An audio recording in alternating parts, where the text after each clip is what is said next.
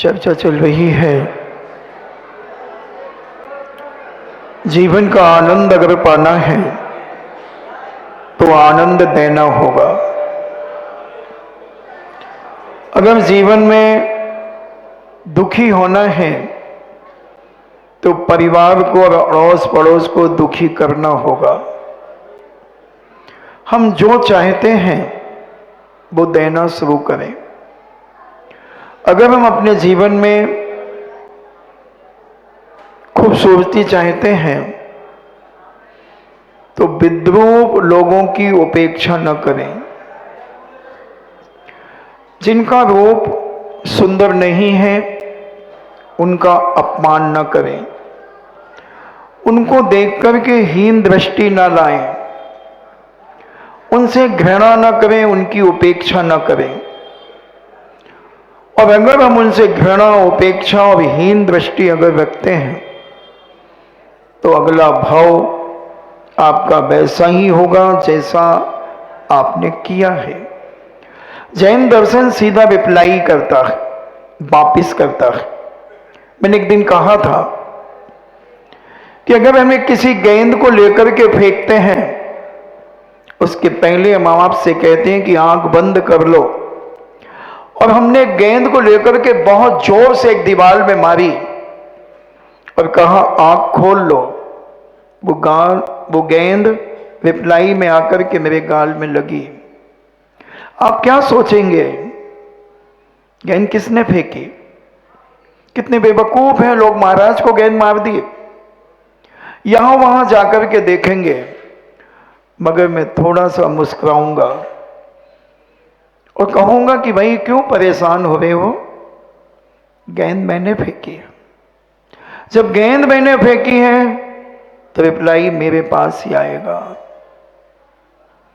समझना, अगर तुमने किसी अशुभ नाम कर्म के उदय से किसी जीव को अशुभ शरीर मिला है, तुम्हारी दृष्टि में वो सुंदर नहीं है और तुम थोड़े से सुंदर हो क्योंकि तुमने पूर्व जन्म में जिनेन्द्र भगवान की भक्ति की थी। पूज्य समनभद्र स्वामी अपने ग्रंथ राज रत्न करंडक श्रावकाचार्य के अंदर कहते हैं, भक्ति सुंदर रूपम। जिनेन्द्र भगवान की भक्ति करने से सुंदर रूप की प्राप्ति होती है। जब मैंने पढ़ा तो कहा कि भगवान सुंदर है। दुनिया में अगर कोई चीज सुंदर है तो वो जिनेन्द्र भगवान जन्म से सुंदर होते हैं। जन्म से ही जिनके 10 अतिशय होते हैं, जिन्हें जन्म से ही मलमूत्र नहीं होता, जिन्हें जन्म से पसीना नहीं आता, जिनका खून सफेद होता है, जिनका शरीर सुगंधित होता है, जिनका रूप सुंदर होता है, उनके दर्शन, उनकी भक्ति करने से रिप्लाई में क्या मिलेगा? भक्ति सुंदर रूपम। अब इस रूप को तुम जब दोबारा सजाने का प्रयास करते हो, इसमें दुनिया के पाप की चीजें, हिंसा की चीजें जब तुम लगाकर और समाज और जनता के बीच में जब तुम उपस्थित होते हो तो कर्म कहता, अरे पापी, तुझे पुण्य के उदय से जो शरीर मिला तू उसका अपमान कर रहा है। आर्टिफिशियल सच करके तू क्या दिखाना चाहता है? तूने पूर्व जन्म में इतनी भक्ति की थी, तुझे अच्छा सुभग नाम कर मिला, सुंदर शरीर मिला, हष्ट पुष्ट है, सब तरफ से संपन्न है, उसके बाद तू पाप की चीजों को लगाकर क्या दिखाना चाहता है? क्या प्रदर्शन करना चाहता है? क्या दिखाना चाहते हो? क्या बताना चाहते हो तुम? और किसके साथ धोखा करना चाहते हो? मैं आज पूछना चाहता हूं। जितने भी लोग दुनिया के अंदर आर्टिफिशियल सजते हैं, वो किसके लिए सजते हैं? मैं पूछना चाहता हूं, किसके लिए? अपने लिए? अपने पति के लिए? किसके लिए सजते हैं? अगर अपने लिए सजते हैं तो 24 घंटे क्यों नहीं सजते? 24 घंटे ही सारी सौंदर्य सामग्री का प्रयोग आप अपने ऊपर क्यों नहीं करते? पति के लिए सजते हैं तो पति के जब साथ में रहते हैं तो पति के सामने सजना चाहिए। खूब सजो। रानियां भी सजती थी, महारानियां भी सजती थी, मगर उनके प्रसाधन हिंसक नहीं होते थे, मांसाहार से युक्त नहीं होते थे, क्योंकि वो दयावान, करुणावान और विनयशील हुआ करती थी। आदर्श नारियां हुआ करती थी। हमारे शास्त्रों में सजने की बात आई है। खूब सजो, मगर कम से कम पाप से लिप्त तो मत हो। इतना पाप से लिप्त हो जाएं, इतना पाप से लिप्त हो जाएं कि धर्म भी छोटा पड़ जाए उनके लिए, धर्म को भी पैरों से कुचल करके चले जाएं। विचार करें, इसका रिप्लाई मिलेगा? मिलेगा। तुम अगर किसी का विनाश करके अपने आप को सजाना चाहते हो, चिंता मत करना, तुम्हारी भी वही दशा होगी जो तुमने दूसरों की दशा करके अपनी सुरक्षा करने का प्रयास किया है। ये कर्म है बंधुओं, ये किसी को नहीं छोड़ता। तीर्थंकर जैसे पिटे हैं, तीर्थंकर जैसी पिटे हैं। आदिनाथ जैसे 7 महीने 8 दिन तक भूखे घूमते रहे। अंजना जैसी सती 22 वर्ष तक पति के वियोग में भटकती रही, तड़पती रही। किसकी हिम्मत है जो तीर्थंकर को परेशान कर दे? पारसनाथ जैसे बिजोलिया में पिटे हैं बंधुओं, पिटे हैं। एक दिन नहीं, 7 दिन तक पिटे हैं तीर्थंकर। और तीर्थंकर का बल जानते हो कितना बल होता है तीर्थंकर में? अतुल बल। पूरे 3 लोग को एक उंगली से उछाल सकते हैं। तीर्थंकर की इतनी ताकत होती है। पूरे 2.5 द्वीप को डमरू के समान घुमा सकते हैं। वो पिटे, 7 दिन तक पिटे। आंधी और तूफान उनके ऊपर चला है, बड़े बड़े ओले चले हैं, इतनी बड़ी बड़ी शिलाएं उनके ऊपर फेंकी गई जो आज भी बिजौलिया में पड़ी। अगर आप बिजौलिया के दर्शन नहीं किए तो आपका भी अभी जन्म नहीं मानता। आपका जन्म ही नहीं हुआ जिसने बिजौलिया का दर्शन नहीं किया। वो शिलाएं इतनी बड़ी बड़ी 10-10, 15-15 फीट की शिलाएं, उनका ही सगा भाई जो कमट के रूप में देव बना था, उसने शिलाएं फेंकी हैं पारसनाथ के ऊपर। आंधी और तूफान चलाया है, अग्नि बरसाई है, ओले बरसाए हैं। वो पारसनाथ 63 विधियों से युक्त थे बंधुओं। क्या संपन्नता थी! पूरा आर क्या, पूरा भारत उनके चरणों का गुलाम था, सेवक था। वो पारसनाथ पिटे। तुम किस खेत की मूली हो? क्या औकात है तुम्हारी? क्या औकात है तुम्हारी? आदिनाथ जैसे 3 अंजुली गन्ने के रस के लिए पूरे भारत में घूमते रहे। महाराज जी छिपी टोला आ जाते, हम 3 अंजुली का 300 अंजुली गन्ने का रस दे देते। आए थे, यहां भी आए थे। अयोध्या ज्यादा दूर नहीं है यहां से, कैलाश पर्वत ज्यादा दूर नहीं है। सारे भारत में घूमे हैं बंधुओं। क्यों नहीं मिला, मैं पूछना चाहता हूं। 3 अंजुली गन्ने का रस नहीं मिला? क्या जैनी नहीं थे उस समय? उनका बेटा चक्रवर्ती था, उनका बेटा बाहुबली कामदेव था, 99 बेटे और थे। ब्राह्मणी और सुंदरी उनकी बेटियां थीं, 2-2 रानियां थीं। फिर भी अपने पति को, अपने पिता को 3 अंजुली गन्ने का रस नहीं दे पा रहे हैं। क्यों नहीं दे पा रहे हैं? क्यों नहीं दे पा रहे हैं? मैं आप तुमसे प्रश्न कर रहा हूं। पारसनाथ क्यों पिट रहे हैं? अंजना क्यों भटक रही है? 22 वर्ष तक पति का मुख नहीं देख पाई। क्या किया था बेचारों ने? क्या किया था? कहीं ना कहीं पुण्य के उदय में इतराए होंगे, कहीं ना कहीं कोई ऐसे पाप किए होंगे, कहीं ना कहीं ऐसा अहंकार प्रकट किया होगा जिसके कारण ये भोगना पड़ा। तीर्थंकर मैं तो बार बार सोचता हूं कि जिसके गर्भ कल्याणक में चारों प्रकार के देवता आते हैं, भवनवासी, व्यंतर, जोशी, वैमानिक, उनकी देवियां आती हैं, 56 कुमारियां गर्भ शोधन में लगी रहती हैं, सेवा में लगी रहती हैं। अष्ट कुमारियां गर्भ शोधन करती हैं, 56 कुमारियां सेवा में लगी रहती हैं। सौदामिनी इंद्र पहरा लगा देता है। गर्भ कल्याणक के बाद जन्म कल्याणक में इतना विशाल हैप्पी बर्थडे टू यू मनाया जाता है। 1,00,000 योजन का ऐरावत हाथी पर बैठकर उनका जन्माभिषेक के लिए सुमेरु पर्वत पर ले जाता है। इतना प्रभावशाली व्यक्तित्व 3 लोक में क्षोभ हो जाता है जब तीर्थंकर का जन्म होता है। नरकों में भी एक समय के लिए शांति प्रकट हो जाती है। इतनी बड़ी शक्ति पैदा होती है। चारों निकाय के देवता जन्म कल्याणक मनाने आते हैं।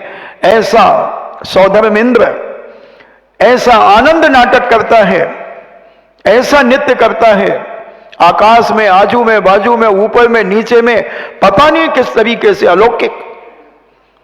कहां गया था वो सौधर्म इंद्र जब पूज्य आदिनाथ भगवान 7 महीने 8 दिन तक प्रतिदिन अंजलि लेकर के जा रहे हैं और 3 अंजलि गन्ने का रस नहीं मिल रहा है। भरत चक्रवर्ती उनका बेटा अवधि ज्ञानी था, सरवार सिद्धि से उतर के आया था, जिसके 32,000 मुकुट राजा जिनके चरणों में बैठे थे।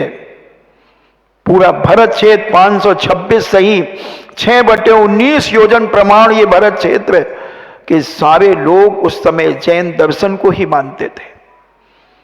कहां चले गए थे बंधु? ये कहां गए थे? सो गए थे। और देवता कभी सोता नहीं है। दीक्षा कल्याणक में सारे देवता आए, सारी जनता गई, मगर दीक्षा के बाद 6 महीने का उपवास किया पूज्यवर ने, और 6 महीने के बाद जब अंजलि लेकर के निकले, आहार नहीं मिल रहा है।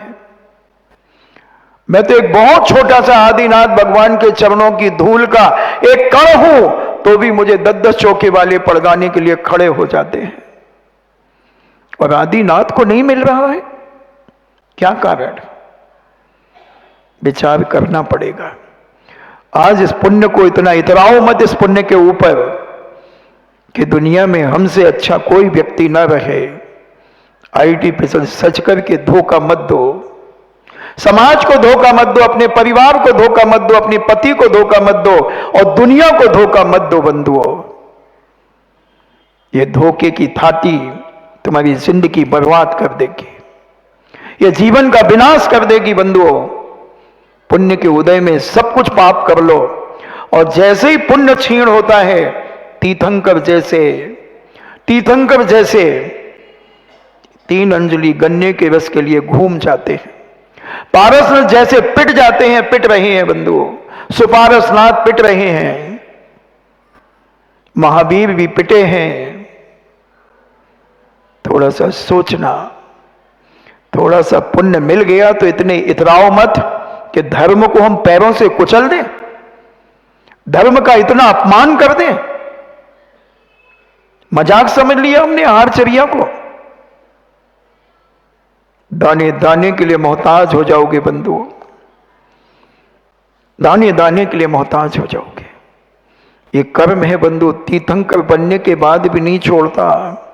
इसे तुम गुंडा कहो, आतंकी कहो, जो कुछ तुम्हें कहना इस कर्म को तुम कह सकते हो, मगर मैं कहता हूं ये कर्म इतना बड़ा न्यायाधीश है, मजिस्ट्रेट है। ये दूध का दूध और पानी का पानी करता है। जैसी करनी वैसी भरनी, कोई पक्षपात नहीं करता धर्म। तुम धर्म के साथ भले पक्षपात कर लो, मगर ये हमारा धर्म कभी पक्षपात नहीं करता। चाहे एक छोटा बच्चा करे और चाहे बड़ा व्यक्ति करे। जैसे बताते हैं यहां एक दीनदयाल किसकी एक दुकान है सोने चांदी की, संजय पैलेस पर। उसके यहां चाहे बच्चा जाए और चाहे बूढ़ा जाए, 92% तो 92% की स्लिप देकर के टंच करा करके देता है, कोई भी चला जाए। बेईमानी नहीं। उसी प्रकार हमारा धर्म बेईमानी नहीं करता बंधु। तुम कोई भी रहे हो, जैसा करोगे वो तुम्हें भोगना पड़ेगा। जैसा करोगे तुम भोगना पड़ेगा। एक उदाहरण देकर के समझाने का प्रयास करूंगा।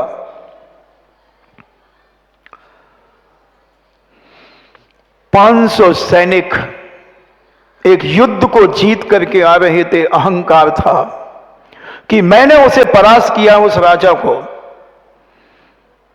और जंगल में से निकल रहे थे।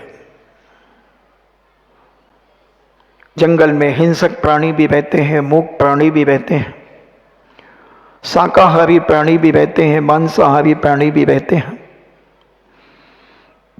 और 500 सैनिक का सेनापति आगे चल रहा था, 500 सैनिक पीछे चल रहे थे, और एक हिरण उछलता हुआ सेना के सामने से निकल गया। अहंकारी सेनापति कहता है अपने सैनिकों की तरफ मुख करके, बहुत उछल रहा है, अभी देखता हूं, अभी देखता हूं। हिरण था, उछल रहा था। बहुत भोला प्राणी है हिरण, बहुत सीधा प्राणी है हिरण। और जब दूसरी बार उछल करके निकला, सेनापति ने अपने तीर से उसे निशाना बनाया, और जब दोबारा लौटा उस तीर के निशाने से उसे छोड़ दिया। तीर वहीं तड़प करके मर गया। 500 सैनिकों ने तालियां बजाई। वाह, क्या निशानेबाज हैं हमारे सेनापति, शाबाश। चरण छू लिए बहुत सारे लोगों ने। उसने अहंकार में उनको आशीर्वाद दे दिया, उनकी पीठ थपथपा दी। 500 सैनिक और सेनापति अहंकार में चल रहे थे। आगे जाते हैं तो देखते हैं एक पूज्य मुनिराज ध्यान में बैठे हुए हैं। और जब मुनिराज ने उन सैनिकों के पैरों की आवाज खट खट खट खट सुनी, उनकी आंख खुल गई। आंख खुलते ही उन्होंने प्रणाम किया, महाराज ने आशीर्वाद दिया। सेनापति ने सोचा कि महाराज कह रहे हैं रुक जाओ, कई बार हो जाता है। एक हमारे पूज्य आचार्य विद्यासागर जी महाराज के पास एक पन्नालाल जी साहित्याचार्य, अच्छे विद्वान थे। वो गए और वो बैठ करके नमोस्तु आदि किया। आचार्य जी स्वाध्याय कर रहे थे। उन्होंने कोई ग्रंथ भेंट किया, आचार्य जी ने आशीर्वाद दे दिया। वो जाने लगे, उन्होंने हाथ जोड़े, आचार्य जी ने फिर आशीर्वाद दिया। तो वो सोचे कि महाराज कह रहे रुक जाओ। वो बैठ गए। 10-15 मिनट बाद फिर उठे, उन्होंने नमोस्तु किया, आचार्य जी ने फिर आशीर्वाद दे दिया। वो समझिए कह रहे रुक जाओ। तो उन्होंने कहा महाराज जी हमारी ट्रेन भी है। तो महाराज ने, मैंने कब रोका, आपने हाथ जोड़े थे तो मैं तो आशीर्वाद दे रहा था, मैं रुकने के लिए नहीं कह रहा था।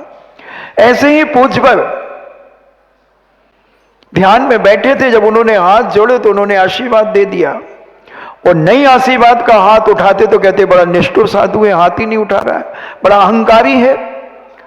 मैंने दीक्षा के कुछ समय तक हाथ नहीं उठाया, क्योंकि सोचता था अभी अभी तो अपनी दीक्षा हुई है, अपने पास कहाँ इतनी योग्यता है, कहाँ इतना ज्ञान है कि मैं आशीर्वाद का हाथ उठाऊं।